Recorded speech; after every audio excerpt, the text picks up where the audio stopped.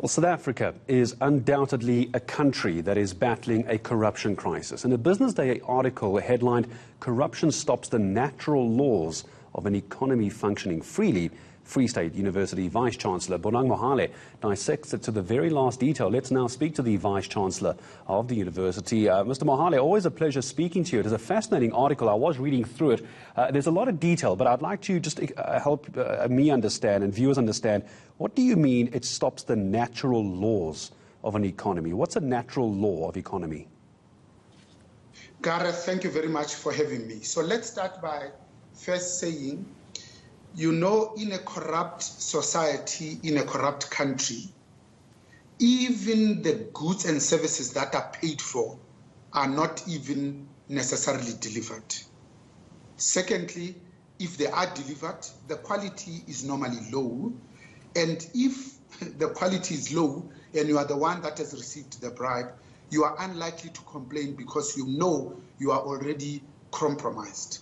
But it also kills competition, because naturally in business, people compete so that they can give you initially just client satisfaction to a point where they can actually wow you and actually exceed your expectations. Thirdly, you find that it makes us to be not so internationally competitive, because remember, the world is now wired, connected, and interrelated.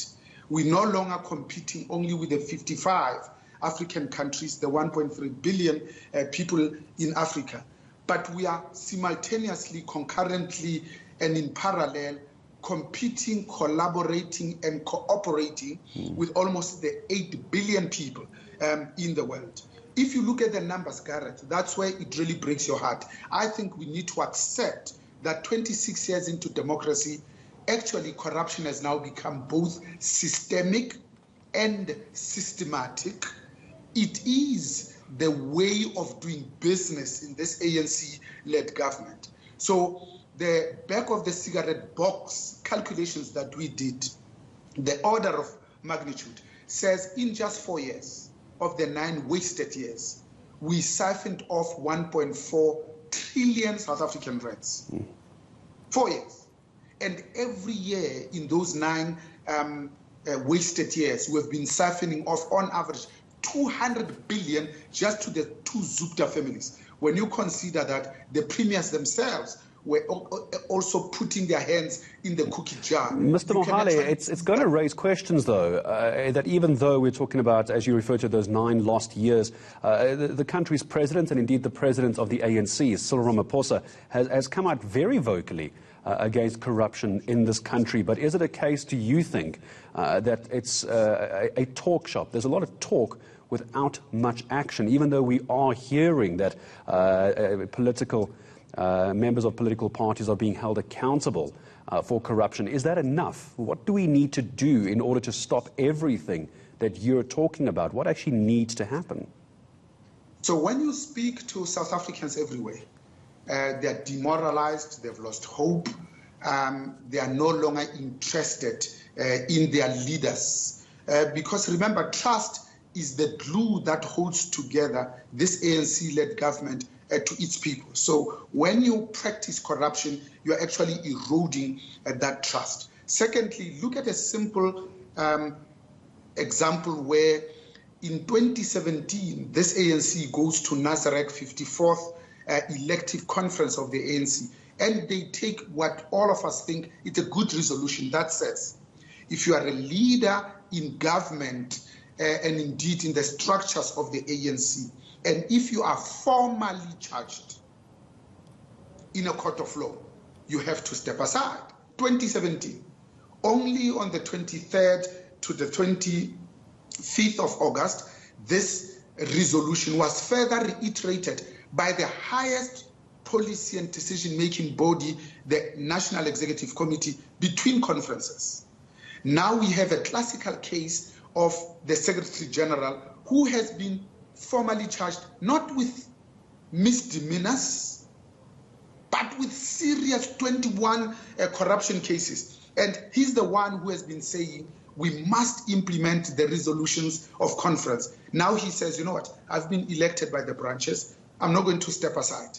He has been to the NEC, he has been to the Integrity Commission, and the Integrity Committee has actually been very explicit to say, actually, there's two resolutions that are very clear. You need to step aside because when you choose to be a member of the ANC, you are choosing to comply and abide by its rules, regulations, and its policies, and here is a resolution of conference. Secondly, it says, if you don't step aside, you must be suspended with immediate effect because there's a provision when you're formally charged pending the outcome.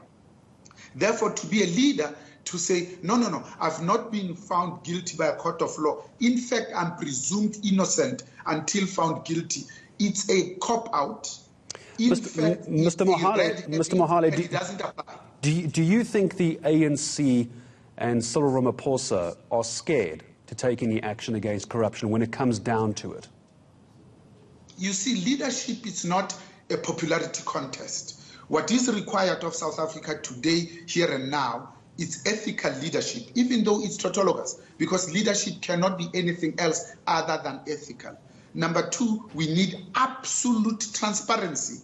Thirdly, we need this notion of final accountability. If you have taken something that doesn't belong to you and you are a leader, there must be consequence management.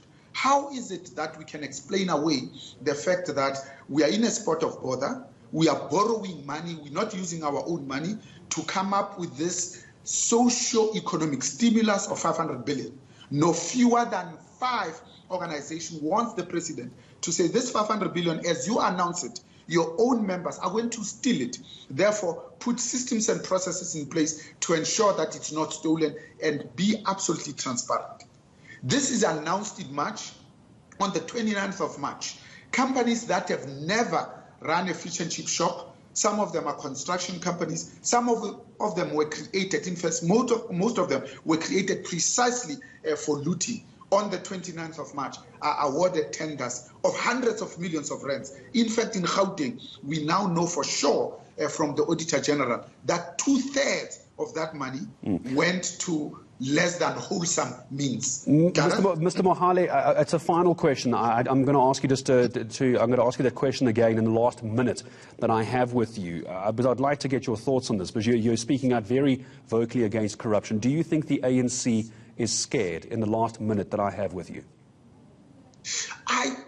This is what baffles us. Why would you call yourself a leader and then be scared? Because for you to look at yourself as a leader, you must give us some sort of a compelling vision. You must demonstrate courage. And indeed, you must start first with the who and then the what. So I think President Matamela Cyril Ramaphosa is the best that we have at the moment. His reticence, his unwillingness to act baffles all of us. Business is at its wit's end, especially when you consider that we have just been downgraded. We are in a technical recession. The pandemic found us already finished. And as if that's not enough, we were just beginning to think that we are emerging from the 9 wasted years. The tellings at the Deputy Chief Justice Zondo Commission, I mean, there's an explosion and revelation, not every day, every hour.